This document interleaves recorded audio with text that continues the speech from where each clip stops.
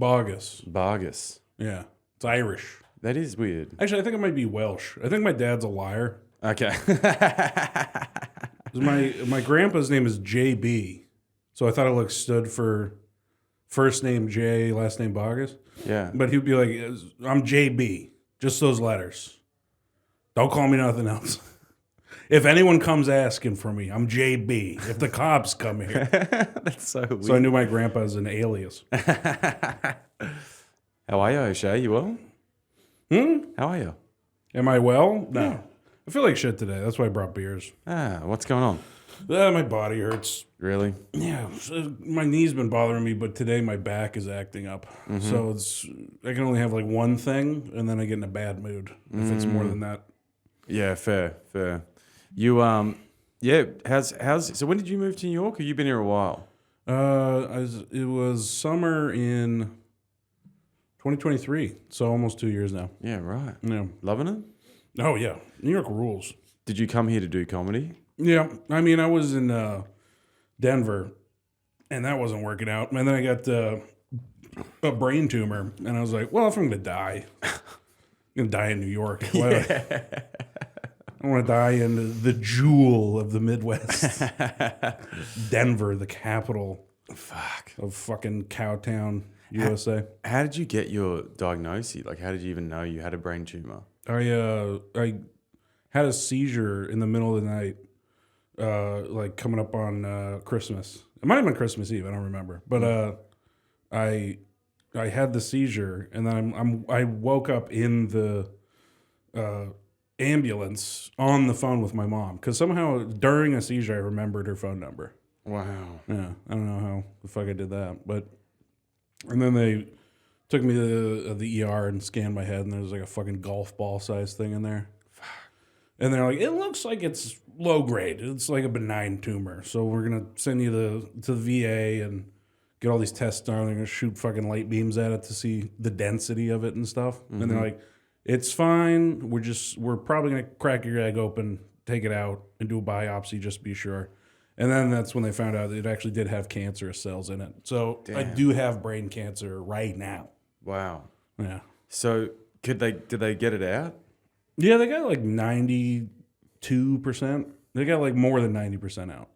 And why can't they get it all out? Is it just? I mean, I don't know anything about brain cancer and it was good surgery. Cough right. I'm dying. So if the coughing bothers you, then you shouldn't be like a Mother Teresa type nurse. That's what Cam is right now. He's telling my story for generations of fat, shitty open micer comedians. Keep going. Keep talking. I'm listening. It's fucking. What is it? It's astrocytoma. So that's like one of the brain cancers that turns into glioblastoma, which is the one that everyone eventually gets. If you have cancer and it kills you, you get glioblastoma. If like something else doesn't kill you first, like the weakness from chemotherapy or like a heart attack or something. Any of that. But if like you get metastatic cancer, it eventually gets into like your bones and your bloodstream. It goes to your brain. You get a brain tumor that turns into glioblastoma. And the way that those work, and with the one that I have, it's similar. It's just less severe. It's the tumor. It's the cancerous cells. But then next to the tumor is just little tendrils kind of poking out from it. So there's no way to actually pull all of it out. Damn. Yeah. There's like just traces of cancer cells around where the tumor is. So even if they had gotten 100% of it out, there's always a chance it'll come back. And if I live long enough, if I don't die of a heart attack or they cut my limbs off from diabetes or something, it will come back. They're like, it's just a matter of time. You know, even if you have a low grade, they'll probably recur. You know, because it's you know when people get like a fucking skin tag removed, or they have like they have some sort of tumor that they get taken out of their body. It's just really slowly growing. You know, even if you have like a benign tumor, it's like that's cancer. It's just not like what doctors call cancer. You know, So if you live to be 300 years old, that skin tag you got taken off in 6th grade because everyone called you shit face or whatever, that'll kill you, you know? And it's in your genetics. So, like, I might have a tumor grow in a different spot, you know? Wow. Okay, so, and now you're in the military. Yeah. You're in the army? Yeah, and that's why I got... Yeah, I want to get to that. So when did you actually join up the military? Like, what part of your life were you in?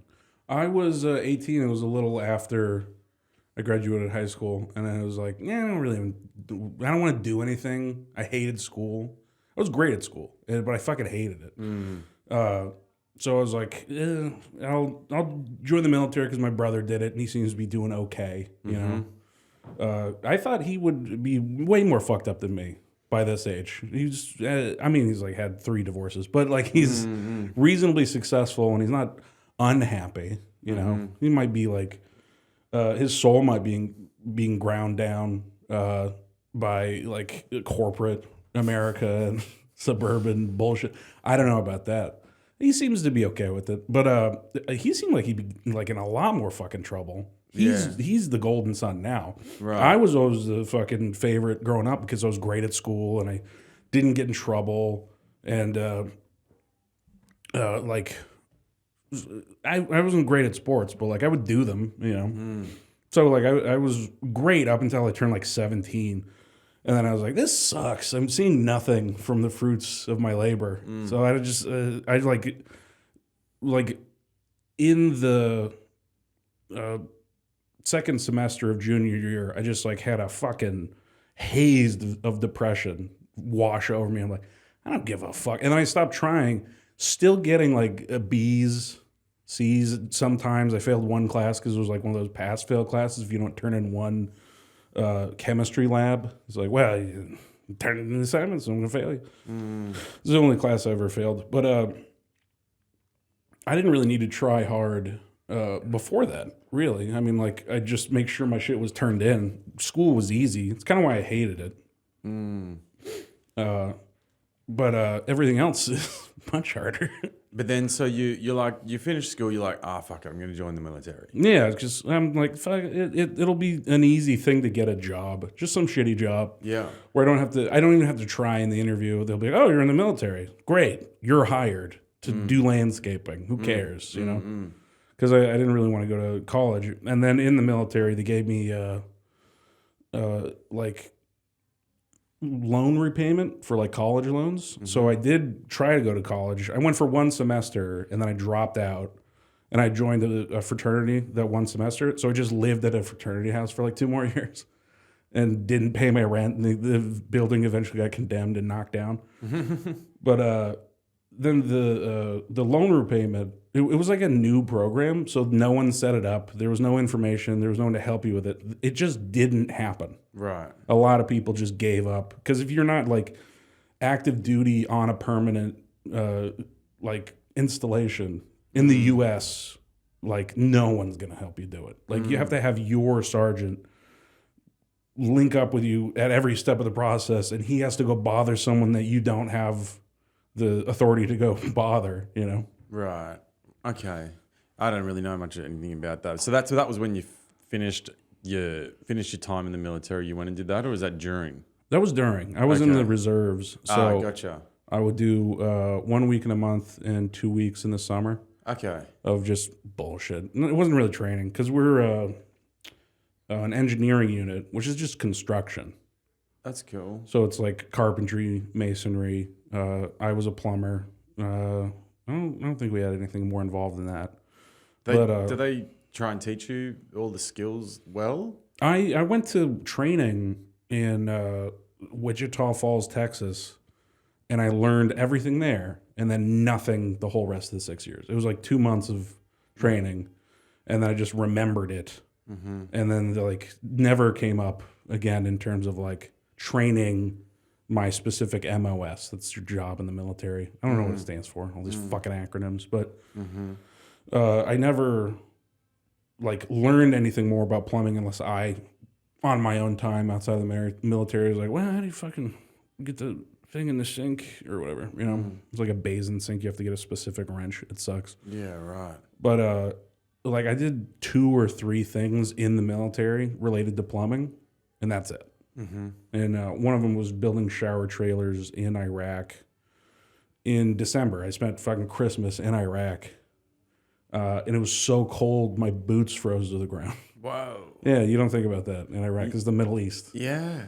This is the 2 places that my boots froze to the ground was in Iraq during Christmas and in South Carolina.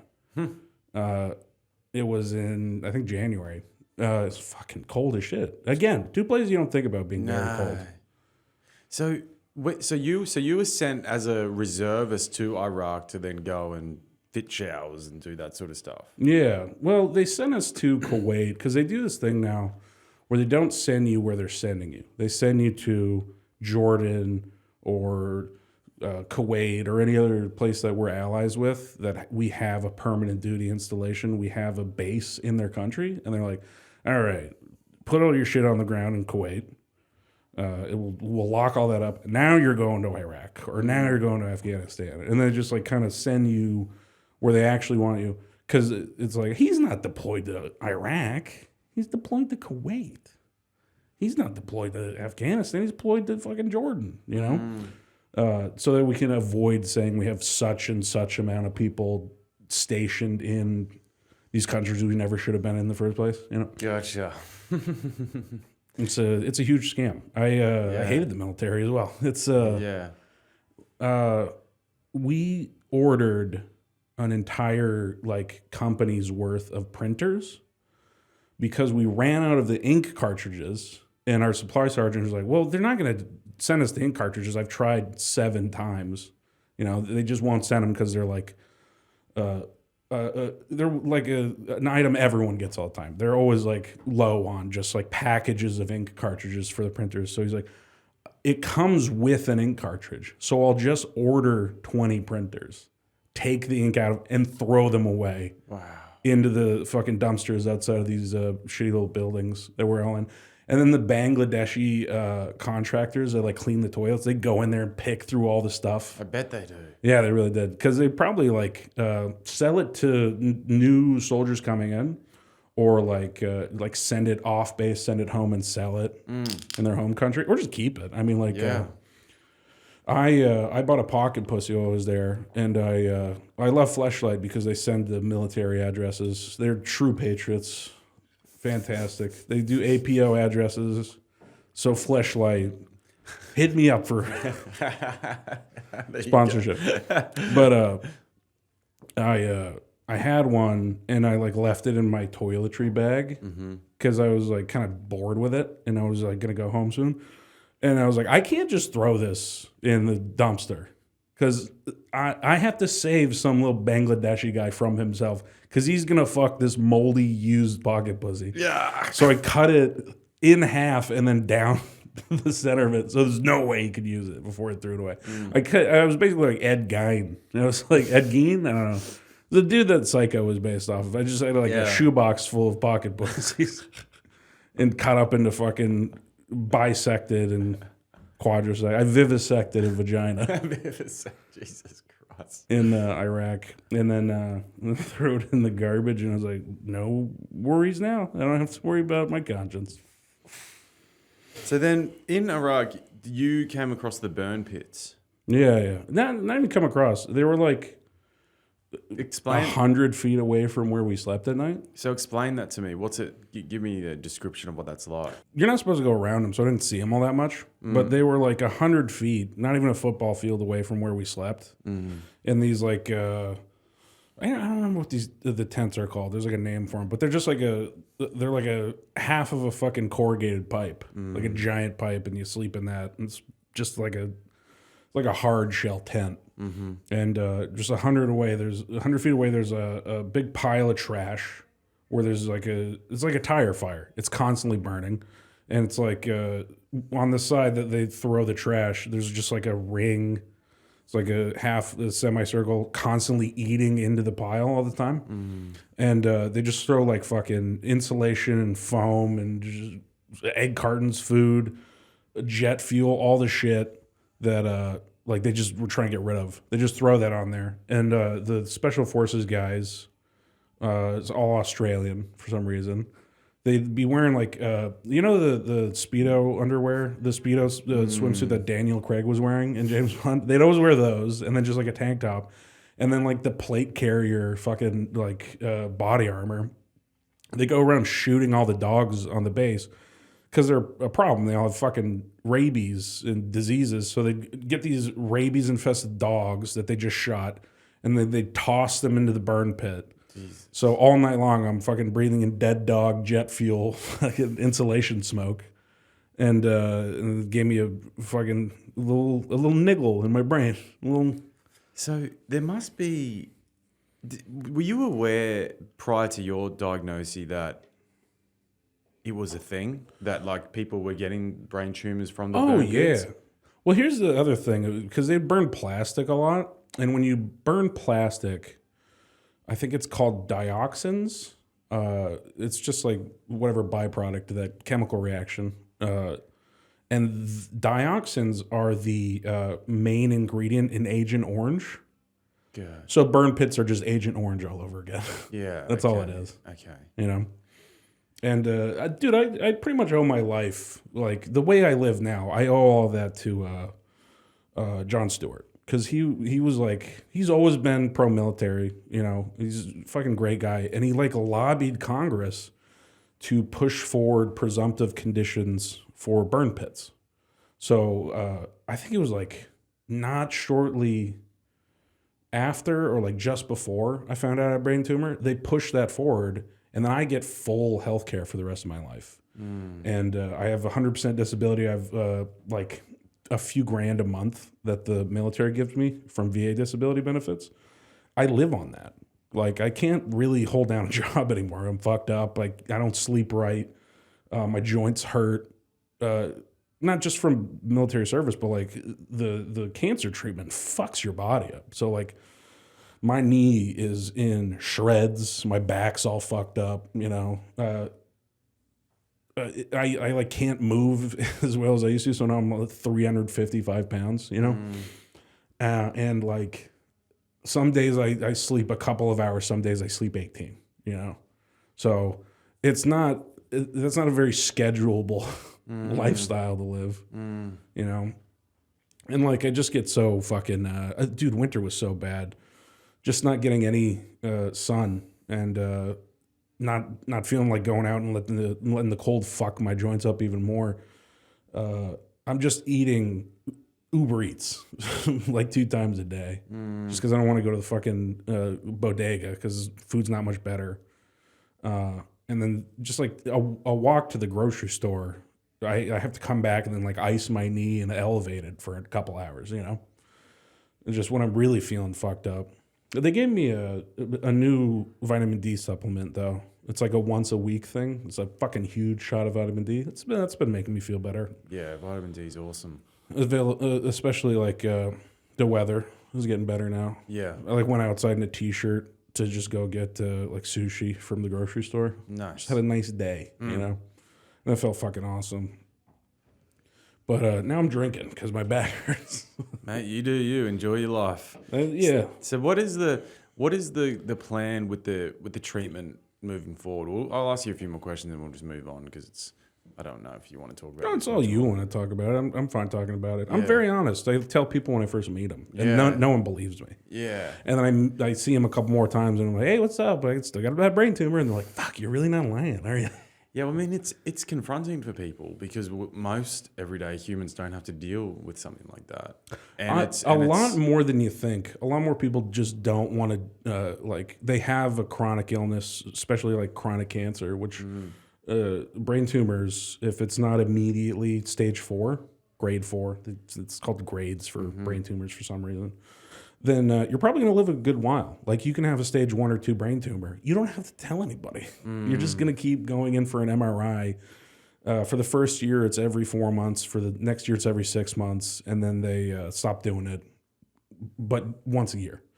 I've been doing it every 4 months for like 3 years, just because they keep not upgrading me to every 6 months, and I'm fine with it. I don't give a shit about getting free MRIs. But What was your question about it? Oh, it's not progressing. So like, yeah, what's your plan with the treatment moving forward? Is it going to be just a constant battle, or can you start living a relatively healthy life in some, like, is there a pathway out? That's what I'm trying to ask. Well, I mean, like I said before, it's once you're diagnosed with cancer, even if you're in remission, it's like, well, your genes, all cancer is genetic, but it's like sparked off by your environment, So if you have the genetic predisposition to lung cancer, if you live in the countryside, you're probably fine. If you live in the city, you're breathing in brake dust and smog, you're probably going to get it, So I had the genetic predisposition to the specific type of brain tumor I have. If I live long enough, it'll come back and kill me, If I live to be 120 years old, that's probably what's going to take me out if I'm in all good health otherwise, But it's not progressing right now. So there's not remission for brain cancer because remission's a specific term that means the cancer doesn't show up on any tests that they use to see if you still have cancer. Which, if they take an MRI of my brain and they put a IV contrast in to see it clearly, they will always see a brain tumor. And because I've already been diagnosed with a grade 3 brain tumor, which is cancer, it will always be cancer. Like, if it never grows, and if it doesn't recur, I don't get another brain tumor in the same spot or a different spot, I will have cancer until I'm dead. It's just mitigating symptoms of the tumor, which is mostly like neurological, like the seizures. So I'm probably gonna have to be on seizure medication for the rest of my life. Does that work? Yeah, I haven't had one since October of 2022. Okay. Yeah. I haven't even felt close. I am a little weird with like reflections and like bright lights. It's actually kind of hard to go out on a bright day because the sun fucks me up. Yeah. Yeah.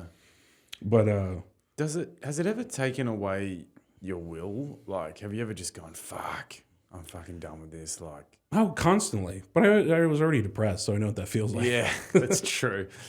And I've done enough psychedelics to where I'm like, yeah, this is a feeling that'll pass. Yeah. Going through once a month, I would do a week of taking the chemo pills. I started the first 3 months, they were like doing radiation treatment. So like they put a big like hot plastic mask over my face, and then it like solidified so that my head would stay in the same place, so they could blast fucking high frequency, high energy microwaves into my head. Just because the radiation treatment that they do, it's like it doesn't fuck up anything like superficial, but it like penetrates deeply, and they can get really accurate with where they hit the tumor.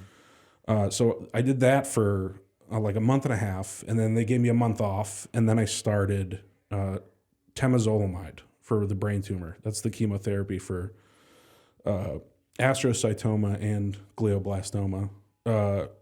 And then you can get other stuff with the glioblastoma, but they're always going to give you that if they find out that you have a cancerous brain tumor of those types. And then I did that once a month, 1 week a month for 12 months. And that's the most psychedelic experiments I've ever, like, I didn't have so much like hugging the toilet and throwing up. It was a lot of diarrhea. That was the problem because your family is either a throw up family or a diarrhea family. I don't remember where I heard that, but like we're very much a diarrhea family. So like the stuff would go through.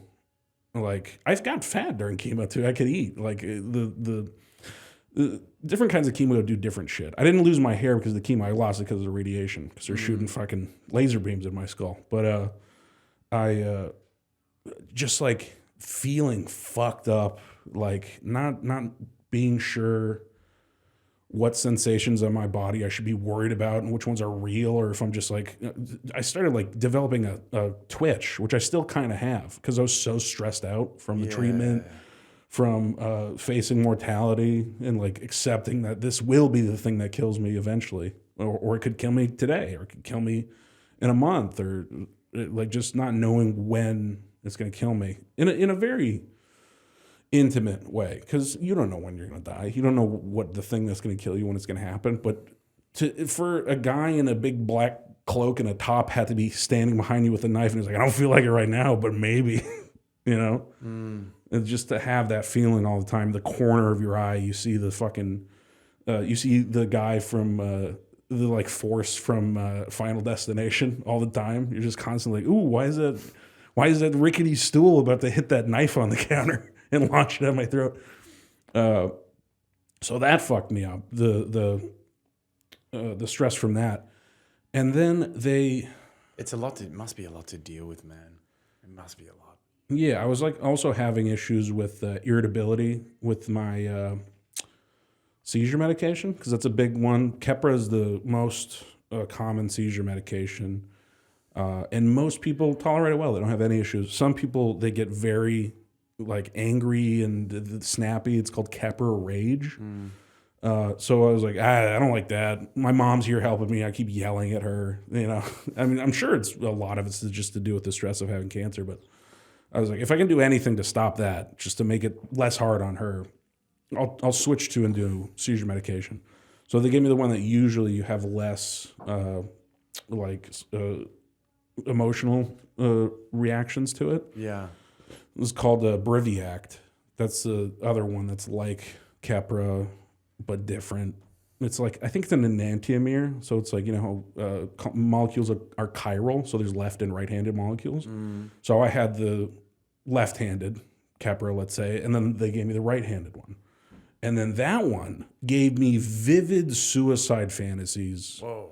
Where I'm like, I'm going to paint the wall in my living room with my brains. And like, not even in an emotional way, in a very intrusive way, where I'm like just sitting there watching TV and I'm just like imagining my head just going off like a party popper. Wow. And it was Is like, that disturbing, or is it like is it observational, but it's not affecting you emotionally? it didn't affect me because I'd never really had, I had a girl break up with me when I was like 22. And I wasn't even actually like actively suicidal. I was like, if I keep feeling this way, I'm going to have to die because I hate this. This is not sustainable. And then when I like thought that, like the day after, I was like, oh, I'm fine now. Great, I'm over it.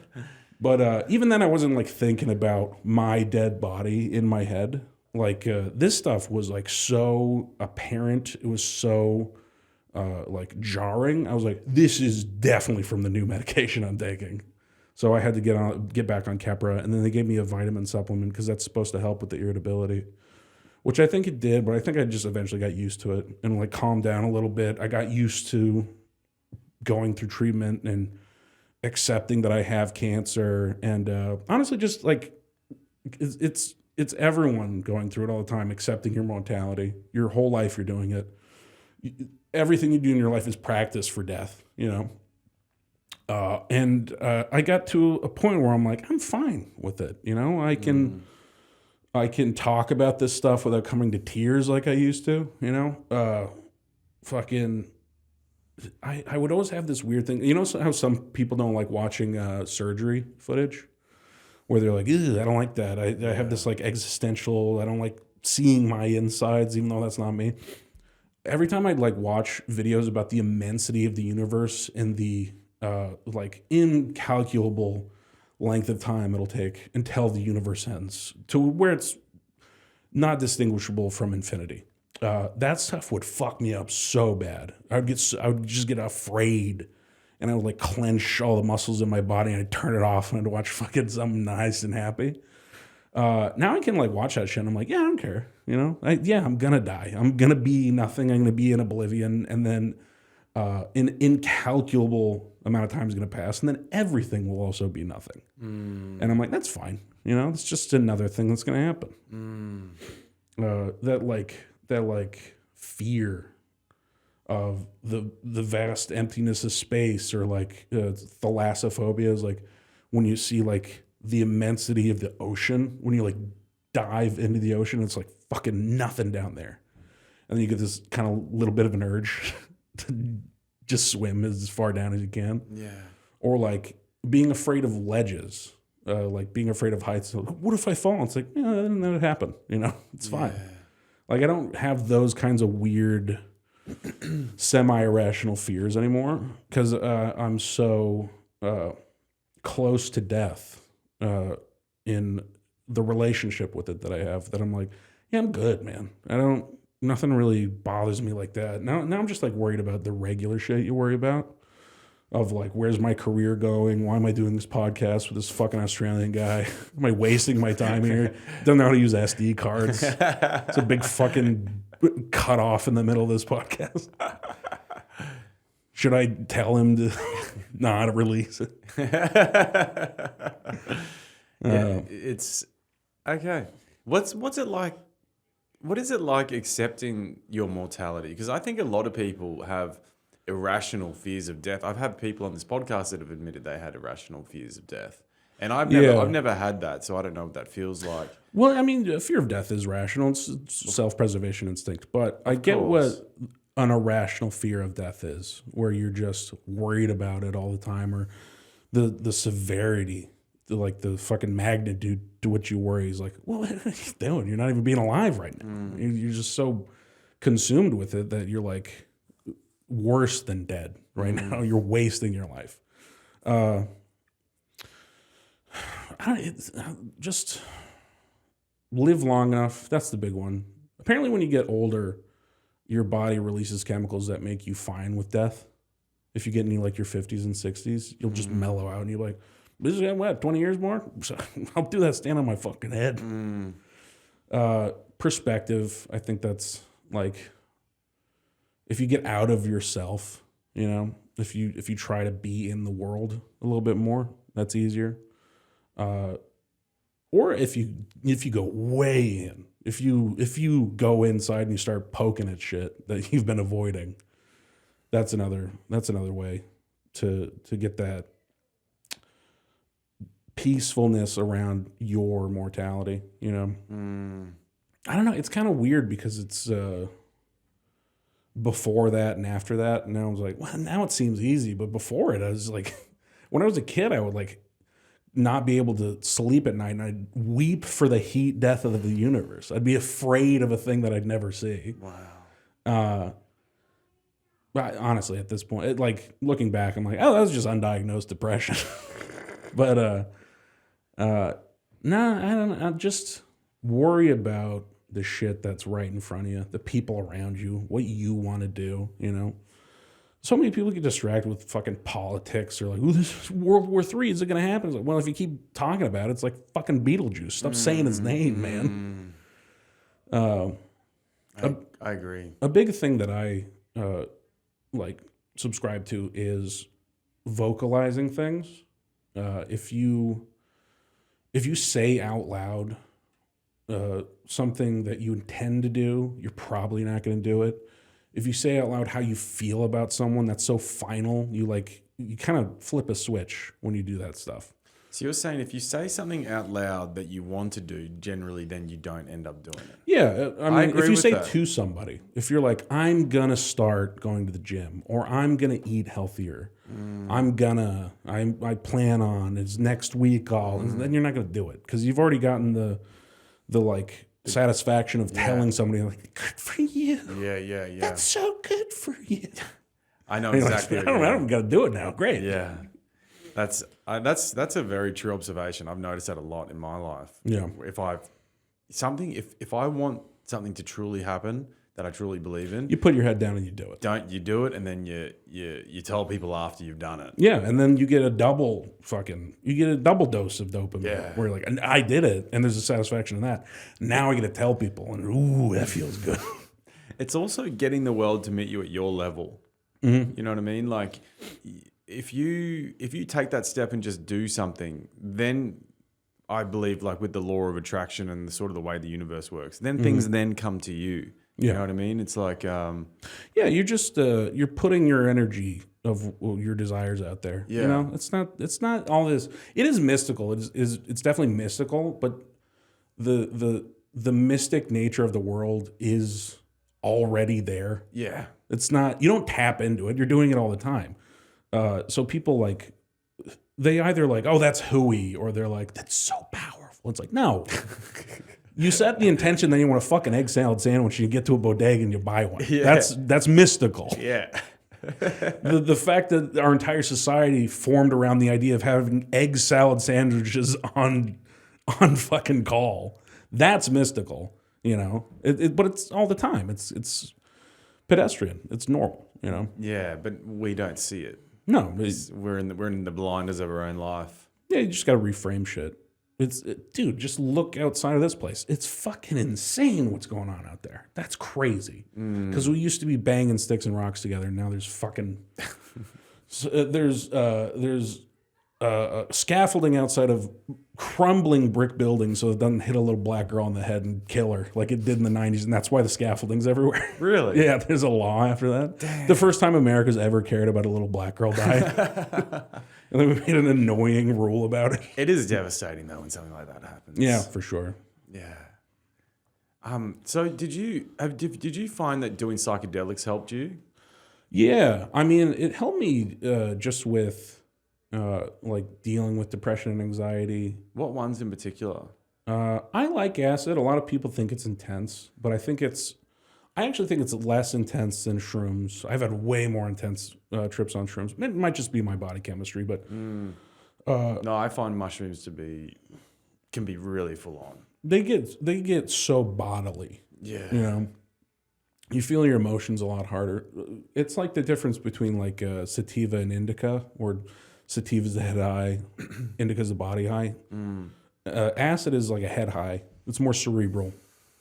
And mushrooms, you take off your shoes and you walk in the fucking grass. Like, that's your body all the way, man. Yeah, just the idea of like riding out a bad trip, you know? Because we try to like teach the same lesson over and over again, or it's like, hey man, the drugs are fucking with you. Give it a second, it'll pass. And it'll feel like an eternity because you're on drugs and time dilation, all that shit. That's the same lesson as like, your thoughts don't define you. And the emotions you're having right now are just emotions. It's all this like fucking therapy speak. It's like, yeah, that's the same fucking lesson. Yeah. You don't have to define the rest of your life because you saw an old lady one time and you're like, I wonder everybody like to fuck her, you know, like, and then people like have those weird thoughts. And then they're like, there's something wrong with me, you know? I have fucked up thoughts all the time. I think I might have obsessive compulsive disorder, but I'm just so chill because I've had to deal with so many things in my life outside of my body that I'm like, yeah, whatever, this is just a weird thought, you know?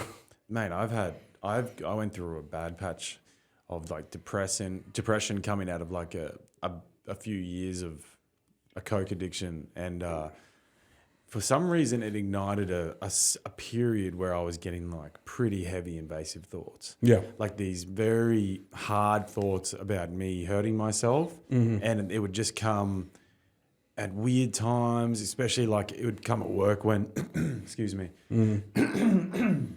when I was, when I'd be using like power tools and stuff like that. And then you're just like, My brain wait, like- not the board, my arm. And I mean, I don't know how to explain that, you know? Yeah. And it's really, it becomes disturbing, but then, you know, the best thing we can do now is you can just jump on Google or Reddit and do a little bit of research, and you realize, nah, actually fucking millions of people are going through this shit. Yeah, you Google is like, why am I thinking about like having these weird thoughts that feel like they're coming from nowhere and I don't really have control over them and I feel like I'm hurting myself. And then you read this long list of the AI Google review, and then somewhere at the bottom it says, this also could be cocaine psychosis. You're like, oh, fuck, that's it. Yeah, yeah.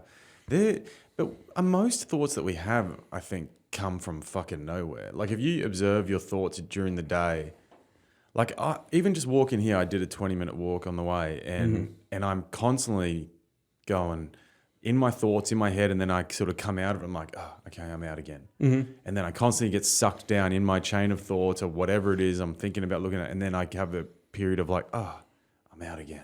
Yeah. And it's just all fucking day, all night. It's like we spend, or I'm not going to talk everyone, but I spend so much time in my head. I actually notice the times when I'm not in my head now. Right.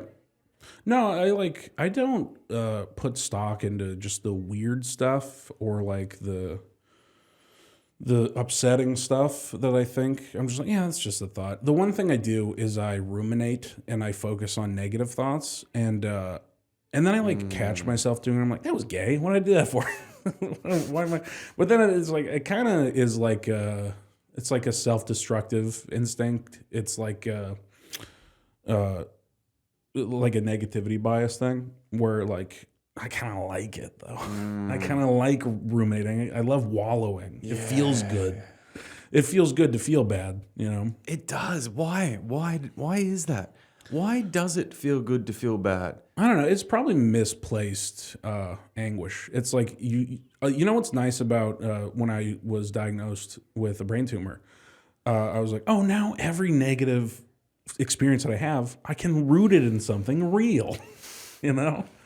Now, yeah, that makes sense. That's how I feel shitty today. I'm dying. But there is something in the suffering. There's something in the human spirit enjoying suffering. Yeah. I was thinking do you think it's like a part of a deep-bedded something? Yeah, I'm not going to articulate myself. I think it's well primordial. I think it's like good things come from suffering, from pain, from toil, from sore muscles and fucking broken fingernails and doing shit. That's why I think like people are so inclined to violence, because if you smell blood in the air and there was a splash of red on the ground, that means someone just killed a fucking boar and now you get to eat, you know? I was going to say something about the like negativity bias. Oh, I was about to say, it's like when you do any sort of psychedelic, often when you're having a hard time in it, and you're like, it's because you're not dealing with something, right? Absolutely. And you're not going in further enough to. But once you do go in and you sit in it and then you let it pass, the bliss that's on the other side of that is worth the pain you went through. Absolutely. 2 minutes earlier. And I've found that with meditation, where I've had like lots of little snippets of aha moments and really beautiful little moments of meditation. But often they've come from just bullshit mind racket beforehand, or just something negative that I've been sitting in and I had to like accept and let it pass. So it's almost like the suffering. Well, you don't even have to let it pass. Just accept it. Yeah. You can go through something for years. As long as you're accepting it, you know you're going through it. You know, that's better than not accepting it. Yeah. You know? It's like a doorway almost, isn't it? I don't know. I mean, like I always think of it as it's psychic medicine. But you know what's also fun to do? Abuse medicine. So like you can go on a trip and have a journey and have self-discovery and healing, but you can also just fucking laugh with your friends for a bit. You could go into your grandma's cabinet and get Klonopin, you know, because you need it, or just because you want it. Well, I did an ayahuasca retreat, and that shit is fucking, that's jet fuel. That's crazy. It's insane, dude. And I didn't do it because I had trauma I wanted to heal. I just wanted to go do ayahuasca for 4 days and experience it. Yeah. I ended up getting a little bit of trauma Yeah, from turned doing out, ayahuasca. You did have some trauma you needed to heal. That's like original sin. I was like, no, I always had this trauma from ayahuasca. I just had to do it first. Yeah. Yeah, it's crazy.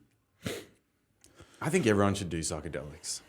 If you're predisposed to bipolar, schizophrenia, a lot of those like very similar. Take the leap. You don't know. No, there's some people that shouldn't do it. How do you? I completely agree. There's some people that shouldn't do it because you know how like acid and mushrooms and other, I don't even really know. I guess like ketamine, kind of psychedelic, but or you know what's a big one is Molly. That one can put people off the fucking deep end. Because those activate the same areas in your brain as schizophrenia, bipolar 1 and 2, schizoaffective, the combination. Like, also, the depression after Molly is just chronic. I do not touch it. I haven't touched it since my early 20s because I just cannot deal with how I feel. I couldn't do it in my 30s. Yeah. How fucking down you feel. I already have bad joints. Yeah. I won't get out of bed for a month if I do it now. Damn. Fucking, but like some people shouldn't do it because they have the biomarkers for But how do they? like having a psychological break, and it's like, well, if you can avoid that, it's probably okay. you know? Yeah. But And that other people shouldn't do it because like it will awaken something evil in them. Where it's like, no, you need so much intensive team therapy before you can even think about doing this shit. But that was A already CEO shouldn't do. that was already there, right? Yeah, well, absolutely. But it's like, no, there's other things you should be working on. Like all these like tech CEOs that are doing ayahuasca retreats. It's like, yeah, and you're making the world worse. You're unlocking potential in yourself that should be sussed out before you just like open the floodgates. You shouldn't be opening that door, until the house is built, dude. Explain that to me. Break that down a little bit. Well, like you said, it's a doorway. It opens the doors of perception. That shitty band. Fucking yeah, maybe you should fucking clean your house first. Maybe you should work on other stuff. Leave the door until you're ready for door shit. You don't have your pants on. Don't go outside. Yeah, I get you. Yeah, I do know what you're saying. Because like Mark Zuckerberg doing mushrooms and then like having like a weird fuckboy haircut, it's like, yeah, you're definitely not moving in the right direction, Well, he seems to have done pretty well for himself. He's grift hopping, He went from one side to the other. Yeah. I mean, everyone fucking did that, and it was just like, oh god. Sure. I don't subscribe to that bullshit. I can see straight through it, but what are you going to do? Some people are entitled to change. Everyone can see straight through it. They're just like, I don't give a fuck. I'm just going to believe them. But why should we care? I mean, how often do you change in your life? I change all the time. I have one. I've changed a couple of times. I have a view on one thing, and then I can quite easily switch to the other side if there's an argument that I'm like, okay, no, I see it. I agree with what you're saying. Yeah, I'm not going to die on this hill. That's a better hill to die on because I see what you're saying. I think I stayed pretty true to like early mid 2000s liberalism, what it was back then. It was, and that's why you're seeing that now with the people my age that are like starting to get fucking equity and not like fucking social justice equity, a house, living in a neighborhood, being in a homeowners organization. They get very NIMBY, not my backyard, that type of shit, where it's like, hey, there should be a homeless shelter far away from me, because when we were growing up, it was like, hey man, do whatever you want to do, as long as it doesn't violate laws.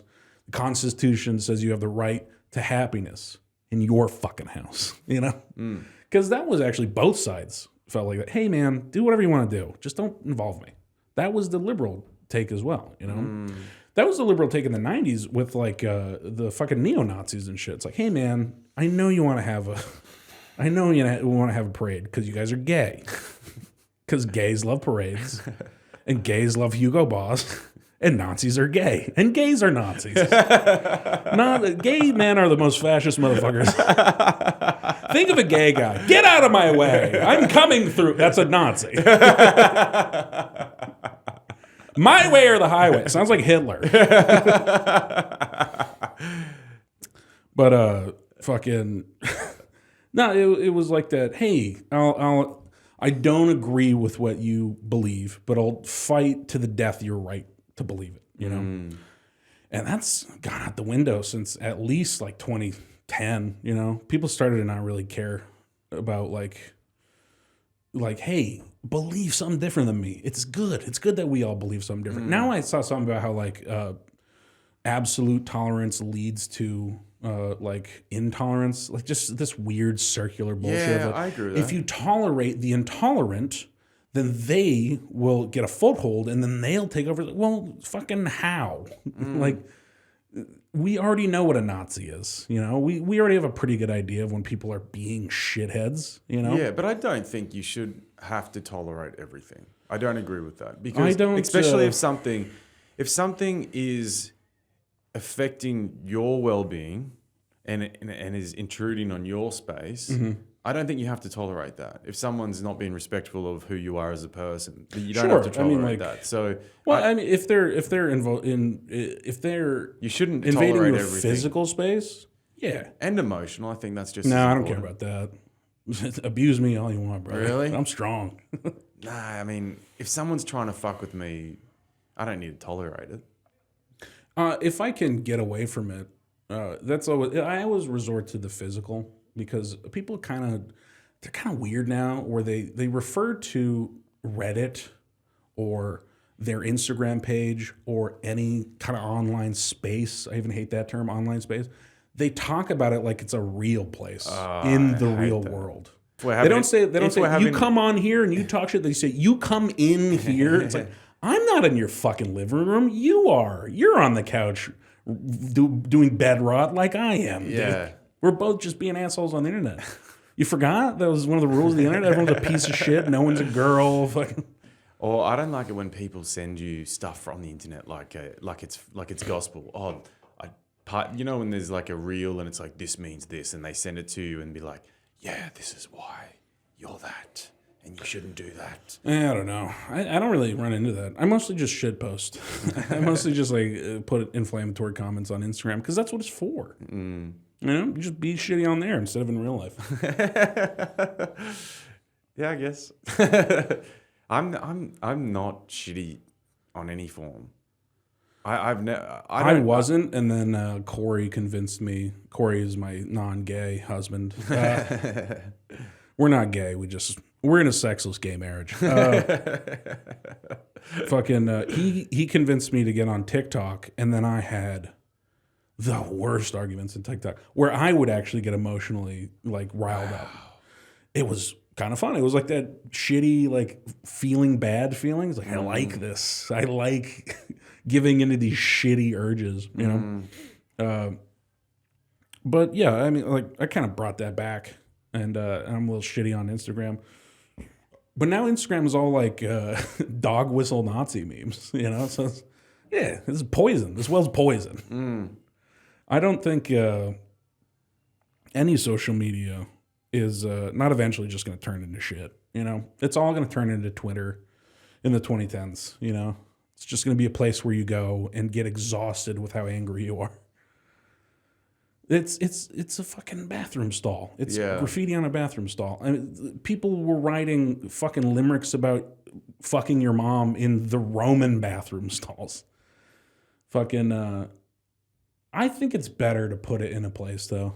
You know, it's like one of those rage rooms, you know, but you don't have to pay for it. You just go online and be a fucking unrepentant piece of shit. And tell people to go fuck themselves because they posted their daughter's birthday. So do you just get in there and just fuck? No, people? I don't. I'm not that bad. I will put stuff. I was like, don't post your kids, you fucking weirdo. That's creepy. It's creepy for 9 reasons. But mostly it's like people being having the same blind spots I have, but I just shit on them. Where it's like being so self-righteous, where it's like, yeah, I'm on the other side doing the same thing, you know? But it's just kind of nice to kind of grab someone by the lapels and be like, stop being stupid like me, you know? I hate you because I see myself. Yeah. That is the time that I often get disturbed with something if I've seen it in myself, but I obviously don't see this till afterwards. But if I've seen something of myself in someone else, God, it ticks me off. And then I realize after, I'm like, I just really just... You don't hate them, you hate you. Yeah, I hate myself. Yeah, now it's all the arrogance because I think I have like kind of an unresolved arrogance thing. Like I got in trouble when I was in, not even real trouble, but like I was in the military and there were some people that were prior service, but they went back through basic training, and they're like a weird rank. And you're not supposed to be above E3, like a private first class, but there are either like corporals or specialists in basic training. And I just was like, oh, who are these fucking losers sitting along? I didn't even know that they were fucking prior service. So I like leaned over them, was like, excuse me, and I grabbed like napkins from the napkin holder. Just being a dick, just being a weird, arrogant asshole. And then one of the guys walked up and he's like, you see this shit? And he's pointing at his rank on his chest. And his fucking the sling for his rifle was over it. I was like, what are you talking about? I don't see anything. And then he looked down and realized, he was like, oh. And then he moved and he's like, I'm a fucking E5. And I'm like, I didn't know that. You're not even fucking, it's not apparent, you idiot. And that's actually why I did that, because it's like, I don't think it's fucking, I just assumed that they're like the lowest rank with no, you call them fuzzies because there's like a Velcro patch on your chest and you stick your rank on that. But the people that are E1 don't get anything. So they just have a fuzzy chest. I was like, fuck these fuzzies. I'm going to come and bother them. And it was everyone. It was E5, E4.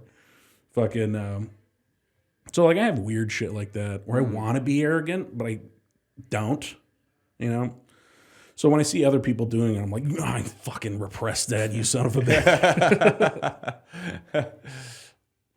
What's been the best change you think you've seen in yourself, just getting older and seeing the world differently with the eyes that you do now compared to the eyes that you did when you were younger and confused like we all were and fucking angry and...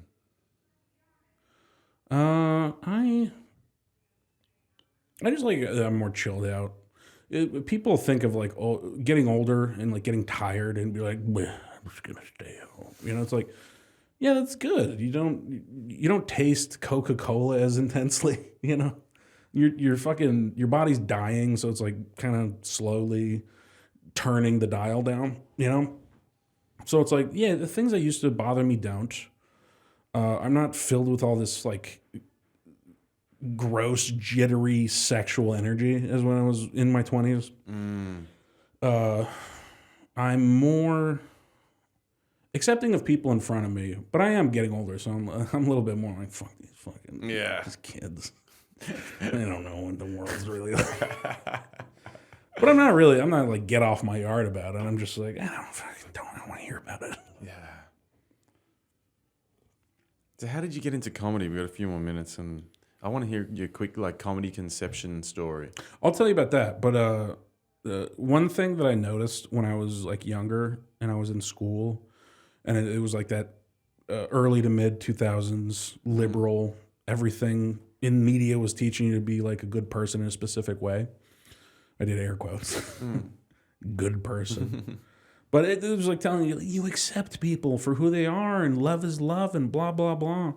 I was more tolerant of people before I interacted with them, knew about them, had experiences with them. When I was living in fucking New Hampshire or Montana, and I'm just seeing like the best that we have to offer for entertainment on TV, I'm like, yeah, they are just people getting through there. And then I come to New York and it's just loud gay voices and fucking people playing fucking the same Mexican song at 2 a.m. on a Friday in my neighborhood. I'm fucking trying to sleep. It's like, yeah, no, you guys are just white trash. You're all the things I hate about the people that I come from with slightly different variations on a theme. You guys also suck ass. I don't like how bossy gay guys are. It's really annoying. I hear you. Yeah. But how I got into comedy, I realized I wanted to be a comedian before I wanted to be a comedian.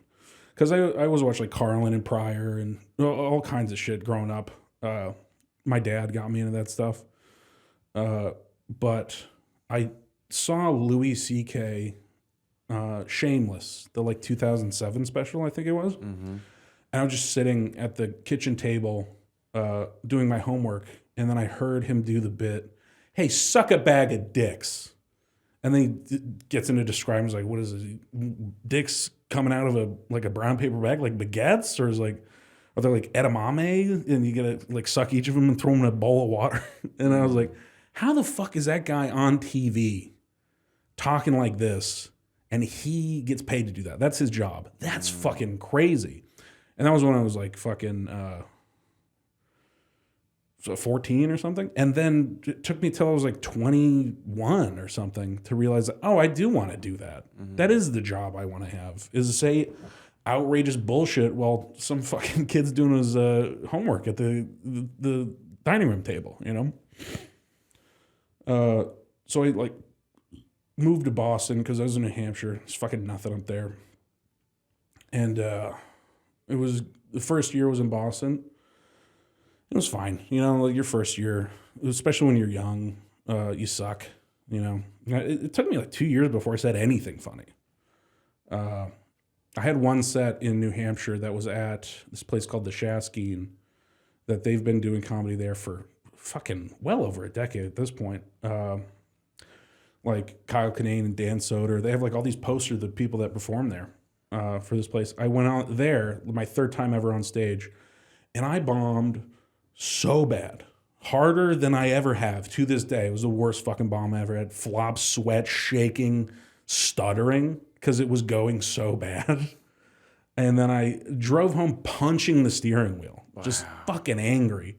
And then I didn't do it again until like 8 months later. And by that time, I found out I was getting deployed. I was like, fuck, now.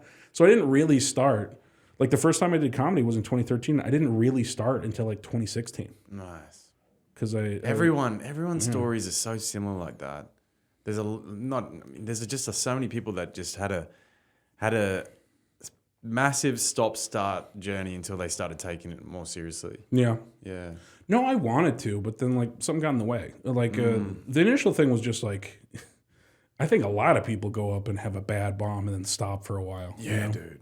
When you have a really bad one, instead of just a normal people aren't paying attention and you suck and you know you suck, but like you get excited for something. Oh, I'm doing a real show at a real place where they do comedy and fucking these guys' names I recognize are on the wall.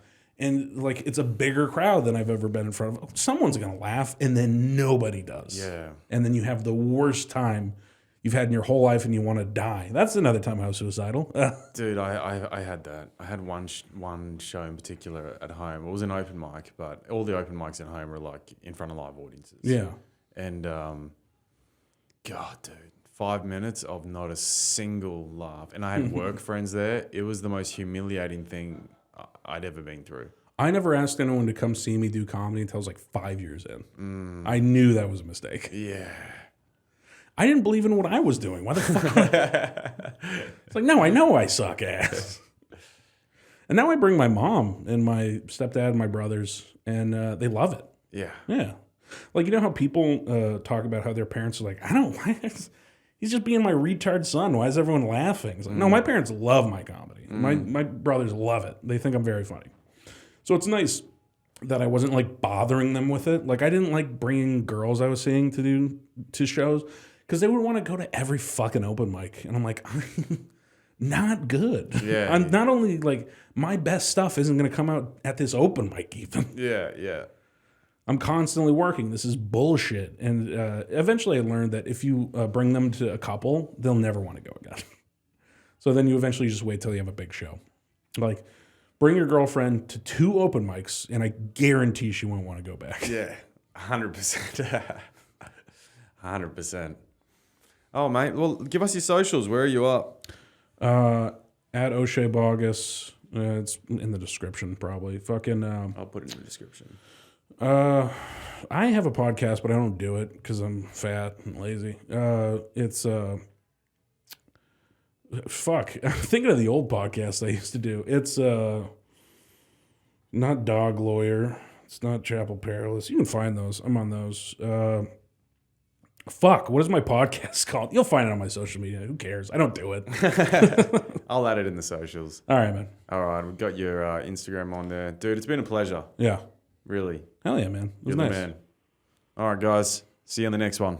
Hey guys, thanks for listening to this episode of Going After It with Cam Bird. Produced by Cam Bird. Podcast edited by Calpit. Music by Brian Rigby. If you've enjoyed this episode, please like and subscribe. And if you can, get after it.